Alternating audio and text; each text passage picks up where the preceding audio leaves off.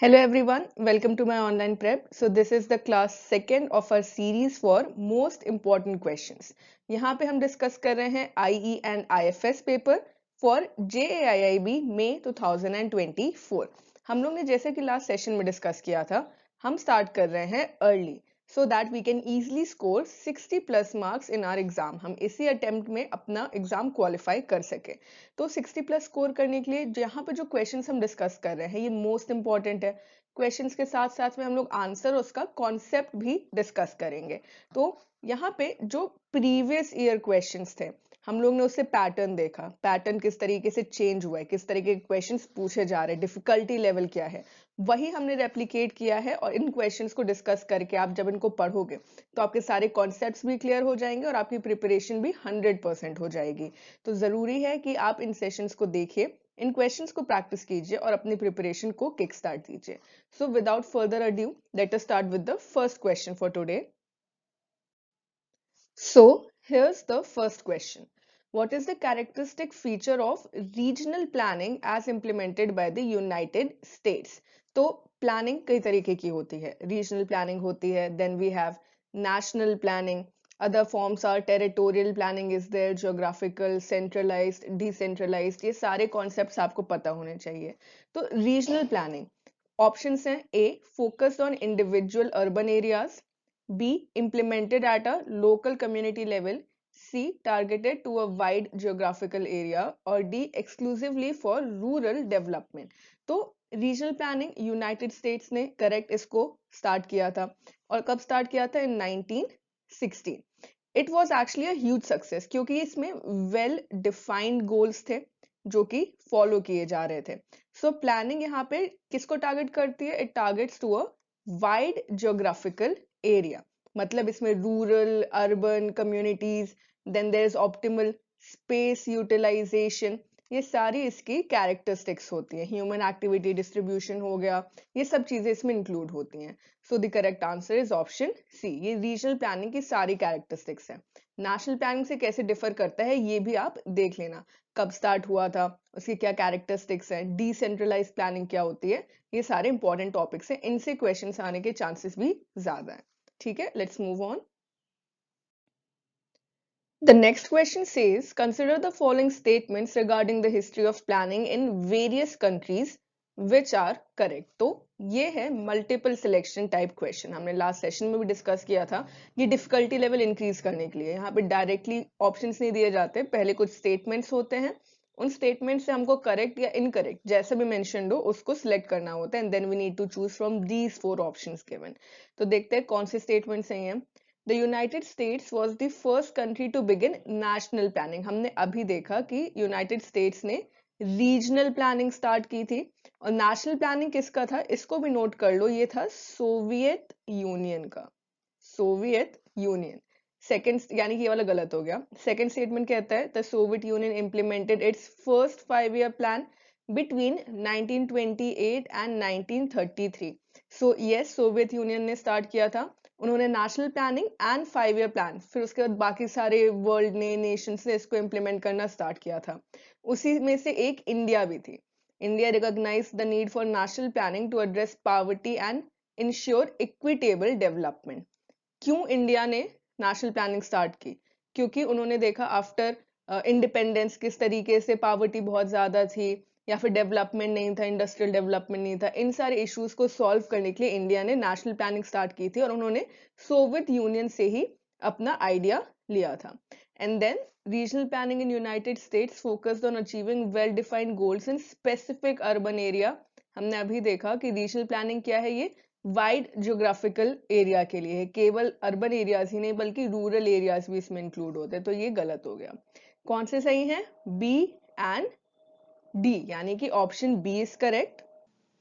इसके अलावा जैसा कि स्टेटमेंट 4 में दिया है कि क्यों इंडिया ने नेशनल प्लानिंग स्टार्ट की थी, तो इकोनॉमिक ग्रोथ रीजन था, पॉवर्टी एलिवेशन था, employment generation, social justice, self reliant economy, ये सारे ऑब्जेक्टिव्स हैं जिससे इंडिया ने नेशनल प्लानिंग स्टार्ट की थी.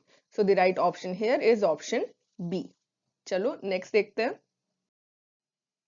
The question says, what were the key focuses of the seventh plan and what major challenge did it encounter. तो 7th 5 year plan की यहाँ बात हो रही है। ये क्वेश्चन जो है ये हायर डिफिकल्टी वाली कैटेगरी में आता है। इसमें आपको जो 5 ईयर प्लान्स हैं, सबसे पहले अगर किसी प्लान में कोई मेजर मॉडल यूज किया गया हो तो वो आपको पढ़ना है। प्लान्स का ईयर, किस टाइम पे उसको इम्प्लीमेंट किया गया, उसका मेन फोकस, ये आपको पता होना चाहिए। किसी प्लान में कोई पॉलिसी या प्रोग्राम इंप्लीमेंट किया है जो कि इंपॉर्टेंट है, तो वो सारे आपको याद होने चाहिए। तो 7th प्लान में देखते हैं, the plan prioritised rapid food grain production and job creation. Yes, this is correct. Second, a major emphasis was on defence and national security. ये 7th का नहीं था। The economy faced severe fiscal imbalances by the end of the plan. अब देखो, बहुत ज्यादा 7th 5 year plan में क्योंकि रैपिड फूड ग्रेन प्रोडक्शन की या जॉब क्रिएशन की बात की गई थी, प्रोडक्टिविटी इन जनरल, ये प्रोडक्टिविटी पे फोकस कर रहा था। फिर भी एट द एंड इसमें फिस्कल इम्बैलेंसेस थे, यानी कि हम लोग का expenditure was greater than the revenue, जिसकी वजह से फिस्कल इम्बैलेंसेस हुए थे। So third statement is right. And focus on modernising the health care system, तो ये भी गलत है। क्या क्या फोकस क्या था? ओवरऑल प्रोडक्टिविटी, और चैलेंज क्या था? Fiscal imbalances. So the correct option is option A, 1 and C. So ये सारा इसका फोकस था। उसके अलावा नोट कर लो कुछ इंपॉर्टेंट प्रोग्राम्स, जैसे कि जवाहर रोजगार योजना, ये इसमें इंप्लीमेंट किया गया था। उसके अलावा कुछ और एग्जिस्टिंग प्रोग्राम्स थे जिसको और ज्यादा प्रमोट किया गया था, जैसे कि आईआरडीपी को किया गया था, सीएडीपी, ये सारे रीओरिएंट किए गए थे। ठीक है, तो ग्रोथ रेट्स हायर थे, फिर भी बैलेंस ऑफ पेमेंट या फिस्कल डेफिसिट ये सब यहाँ देखने को मिला था। Right, so the correct answer here is option A. Moving on, the next question says, which statements accurately reflect the achievements in India's agriculture sector due to planning and green revolution? पहले अगर हम लोग planning की बात करते हैं तो main goal क्या था? To increase the national income and to increase the per capita income. फिर भी 5 ईयर प्लान्स के बाद जो ग्रोथ देखने को मिली थी वो बस मॉडेस्ट थी, बहुत ज्यादा नहीं थी। कुछ 5 ईयर प्लान्स में ये भी हुआ था कि जो एक्सपेक्टेड ग्रोथ थी वो ज्यादा थी और जो एक्चुअल ग्रोथ रेट थी वो कम थी। इसे कई सारे रीजंस थे। यहाँ पे देखते हैं कि कौन से स्टेटमेंट सही हैं। The agriculture sector consistently showed high growth rates with minimum volatility. ऐसा नहीं था, एक्चुअली काफी ज्यादा हाईली वोलेटाइल इस टाइम पे देखा गया था due to changes in the environmental factors. कई बार ड्रॉट्स देखने को मिले थे, रेनफॉल कम थी, ये सारे रीजंस थे कि ग्रीन रेवोल्यूशन जो कि 1960s में आया था उसके बाद भी बहुत वॉलेटाइल था, हाई ग्रोथ रेट नहीं थी। तो ये वाला स्टेटमेंट गलत हो गया। Second, India achieved self sufficiency in food grains production and became a leading exporter of many agriculture products. ये वाला स्टेटमेंट सही है। यहाँ पे एक्सपेंशन आयरन स्टील का भी हुआ था, हैवी इंजीनियरिंग इंडस्ट्रीज का भी हुआ था, जिसकी वजह से सेल्फ सफिशिएंसी और एक्सपोर्ट में इंक्रीज देखने को मिला था। Third, the green revolution had minimal impact on India's agriculture sector। ये वाला स्टेटमेंट भी करेक्ट नहीं है, काफी ज्यादा इम्पैक्ट था। सिग्निफिकेंट पोर्शन यहाँ पे एग्रीकल्चर में इंक्रीज देखने को मिला गया था, क्योंकि यहाँ पे हाई यील्डिंग सीड्स थे या फिर इरिगेशन था, ये सारी चीजों की वजह से। तो ये वाला स्टेटमेंट गलत है। Fourth, agriculture growth was been highly volatile influenced by environmental factors। ये हमने ऑलरेडी देखा, this statement is correct. So the correct statements are 2 and 4, that is option B. तो ये सारे फैक्ट्स याद रखने हैं, किस तरीके से जो एग्रीकल्चर सेक्टर या बाकी सेक्टर्स भी इंपैक्ट किए थे due to the national planning and green revolution. Next, the question says, which features distinguish Niti Aayog's structure and function from the Planning Commission it replaced? So Planning Commission को replace करते नीति आयोग कब आया था? 2015 में। It is a think tank। ये इसकी basic information है। अब difficulty level को tough करने के लिए ये functions की बात कर रहे हैं। So let us see the statements. First, emphasis on centralized planning and economic regulation। NITI Aayog को establish करने का जो main reason था वो क्या था? कोऑपरेटिव फेडरलिज्म, मतलब कि स्टेट के इन्वॉल्वमेंट को और ज्यादा इंक्रीज करना, bringing the states together to work in the national interest. Right, so centralised planning, ये स्टेटमेंट गलत है। Second, functioning as a resource centre with research and innovation capabilities. अब नीति आयोग के अंदर दो हब्स हैं, है ना, these are the two hubs. It is team India and second is the knowledge and innovation hub. तो इसमें यस यहाँ पे resource centre research and innovation की ये बात करता है। कोऑर्डिनेशन ऑफ स्टेट इन्वॉल्वमेंट हमने ऑलरेडी देखा, cooperative federalism. Fourth, exclusive focus of financial and budgetary planning, नहीं ये इसका एक्सक्लूसिव फोकस नहीं था। क्या था? स्टेट कोऑपरेशन रिसर्च इनोवेशन, ताकि जो अनफोर्सीन सिचुएशंस है उसमें किस तरीके से एक्ट करना है, ये प्राइमरीली इसके रिस्पॉन्सिबिलिटीज थी, right. So the correct statements are 2 and 3, that is option C. Okay, next. Next we have, which of the following are key objectives of RBI's priority sector lending classifications? RBI ने priority sector lending के अंदर कुछ sectors mention किए हैं जिसमें banks को priority पे loans provide करने हैं। So let us see the statements. enhancing export performance, supporting small and marginal farmers, promoting renewable energy initiatives, increasing the foreign direct investment. अब डेवलपमेंट ऑफ प्रायोरिटी सेक्टर्स, ये mainly focus किस पे करता है? Inclusive development पे focus करता है। Basically वो सारे सेक्टर्स जो इंपॉर्टेंट तो हैं नेशनल डेवलपमेंट के लिए बट उन पे ज्यादा फोकस नहीं मिल पा रहा है, तो वहां पे उनको इनकरेज करने के लिए उन सेक्टर्स को ये प्रॉपर टाइमली फाइनेंसिंग प्रोवाइड करते हैं। So supporting small and marginal farmers and promoting renewable energy initiatives, ये आरबीआई की प्रायोरिटी सेक्टर लेंडिंग में आता है। So second and third statement is option B. इसके अलावा एजुकेशन, हेल्थ, सोशल इंफ्रास्ट्रक्चर, ये सारी चीजें आती हैं। एक्सपोर्ट परफॉर्मेंस या एफडीआई पे फोकस नहीं होता। सबसे ज्यादा किस में बात होती है यहाँ पे? MSME. So MSME priority sector lending, ये भी इकोनॉमिक ग्रोथ या इनोवेशन, एम्प्लॉयमेंट, इन सब के लिए इंपॉर्टेंट है। ठीक है, so the correct answer is option B. Next question is, which sectors were emphasized at the National Credit Council meeting in 1968 for increased bank financing under PSL? अब यहाँ पे इंपॉर्टेंस आता है कि आप जो टॉपिक वाइज क्वेश्चन है उनको सॉल्व करो, उनको देखो, क्योंकि ये एक बहुत ही छोटे से पार्ट में दिया हुआ है चैप्टर के, but again this is very important, right. So थोड़ा सा हिस्ट्री में जाते हैं। अगर प्रायोरिटी सेक्टर लेंडिंग की बात करते हैं तो फिर मोरारजी देसाई ने इन द ईयर 1967 ये बात कही थी कि प्रायोरिटी सेक्टर लेंडिंग में काफी कंप्लेंट्स आ रही हैं। जो सेक्टर्स है वो बोल रहे हैं कि बैंक प्रॉपर क्रेडिट या फाइनेंस नहीं प्रोवाइड कर रहे हैं। तो फिर लोकसभा में ये एक बिल था, the banking laws amendment bill of 1967। इसमें ये बोला गया था कि बैंक्स को अपनी activities they should direct it towards priority sector lending. तो इसमें सोशल कंट्रोल का कॉन्सेप्ट दिया गया था। उसी के बाद हुई थी national credit council meeting in 1968 and there the commercial banks they should boost their involvement in financial priority sector lendings, और उन्होंने दिया था सेक्टर। सो कौन से सेक्टर्स थे?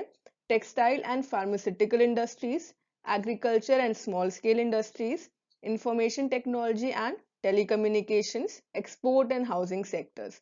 So mainly sectors such as agriculture and small scale industries, यही focus था, बाकी focus नहीं थे। So the correct answer will be option D, 2 only. तो अगर आपने ये क्वेश्चन नहीं सॉल्व किया होता टॉपिक वाइज तो आप इसको आंसर नहीं कर पाते। इसीलिए जरूरी है ज्यादा से ज्यादा क्वेश्चंस प्रैक्टिस करना, मॉक टेस्ट को सॉल्व करना, तभी प्रिपरेशन जो होगी वो आपकी 100% हो पाएगी। ठीक है, so the correct answer here is option D. अब इसको नहीं भूलेंगे। चलो नेक्स्ट क्वेश्चन देखते हैं। The next question is, which major distinction was abolished in the 2020 revision of the MSME definition?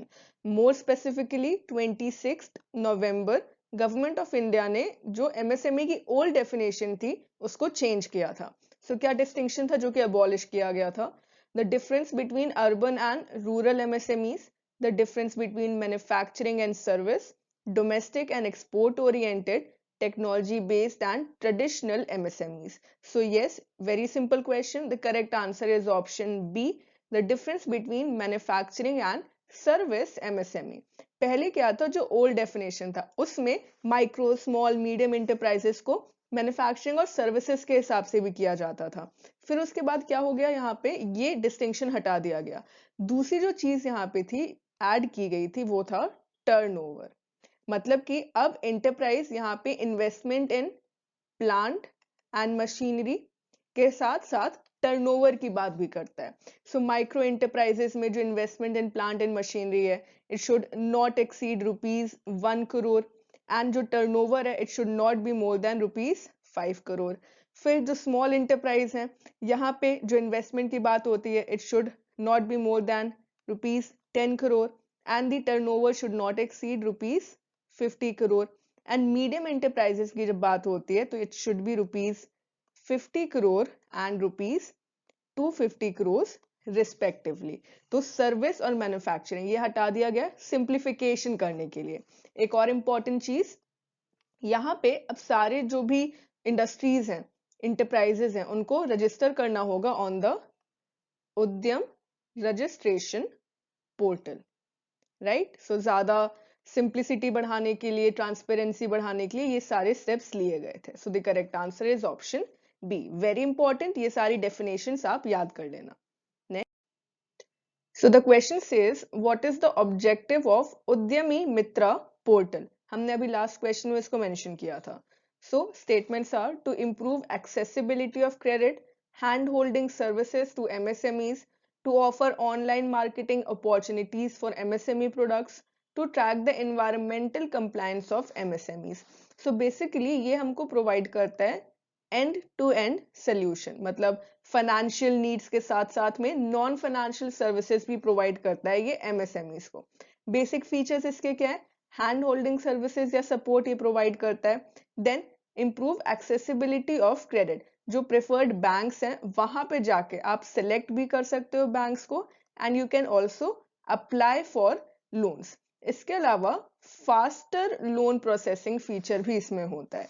Online marketing opportunities या एनवायरमेंटल कंप्लायंस ये इसके अंदर नहीं आता। सो the correct answer is option A 1 and 2। ये क्या करता है, जो प्रोस्पेक्टिव बोरोवर्स हैं उसको लेंडर्स से क्या करता है, लिंक करता है। तो एक तरीके का web portal to provide linkage for better accessibility to credit facilities. So जो फाइलिंग हो सकता है या फिर रिपोर्ट प्रिपरेशन, फाइनेंशियल ट्रेनिंग, ये सारी चीजें इसमें मिलती हैं, right. So the correct answer is option A. And then the last question for today, The question says what is the digital MSME scheme focused on। तो ये सारी इनिशिएटिव्स, रीसेंट इनिशिएटिव्स की बात कर रहे हैं जो कि गवर्नमेंट ने लिए हैं MSME सेक्टर को और ज्यादा प्रमोट करने के लिए। सो डिजिटल MSME स्कीम, इसका ऑब्जेक्टिव क्या है, promotion of digital marketing and online sales, use of cloud computing for IT infrastructure access, providing cyber security solutions to MSMEs, digital literacy training for MSME entrepreneurs. So main objective क्या है, it is to make the MSMEs digitally empowered and motivate them to use the ICT tools and applications in their production, business processes, so that वो अपनी competitiveness increase कर सके in both the national and the international market. So यहाँ पे ICT से related कौन सा option है, usage of cloud computing and IT infrastructure access, online sales, cyber security, ये इसका फोकस नहीं है। एलिजिबिलिटी क्या है, जो उद्यमी रजिस्ट्रेशन पोर्टल है उस पर रजिस्टर करने के बाद आप स्कीम के बेनिफिट ले सकते हैं। उसके अलावा जो असिस्टेंस प्रोवाइड किया जा रहा है वो डिजिटल एम्पावरमेंट है, देन अडॉप्शन ऑफ ICT है, ई मार्केटिंग है, ये सारी चीजें हैं। So the correct answer is option B, use of cloud computing for IT infrastructure access. So that is all for today। हमने जो क्वेश्चंस यहाँ पे डिस्कस किए, again these are from the very important category, और मैं ये repeat करूंगी कि जो पहले क्वेश्चंस देखे गए हैं प्रीवियस ईयर में या फिर जो स्टूडेंट्स ने हमको बताया, तो डिफिकल्टी लेवल अब और ज्यादा इंक्रीज हो गई है और डिफिकल्ट कर दिए गए क्वेश्चंस, मल्टीपल स्टेटमेंट है, टॉपिक वाइज है, तो इसीलिए जरूरी है कि आप अभी से प्रिपरेशन स्टार्ट करो और मॉक टेस्ट सॉल्व करो। इसके लिए आप माई ऑनलाइन प्रेप ऐप पे जाके मॉक टेस्ट अवेल कर सकते हो, जहाँ पे चैप्टर वाइज ही नहीं टॉपिक वाइज भी आपको MCQs विद एक्सप्लेनेशन मिल जाएगा।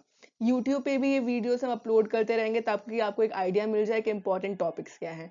सो don't forget to subscribe to the YouTube channel, and if you like the video do hit the like button. Also अगर इन टॉपिक्स में या किसी और टॉपिक में आपको कोई डाउट हो या आप चाहते हो कोई और टॉपिक हम कवर करें, so do let me know in the comment section. Then we'll meet again in the next session. Till then, all the best and thank you.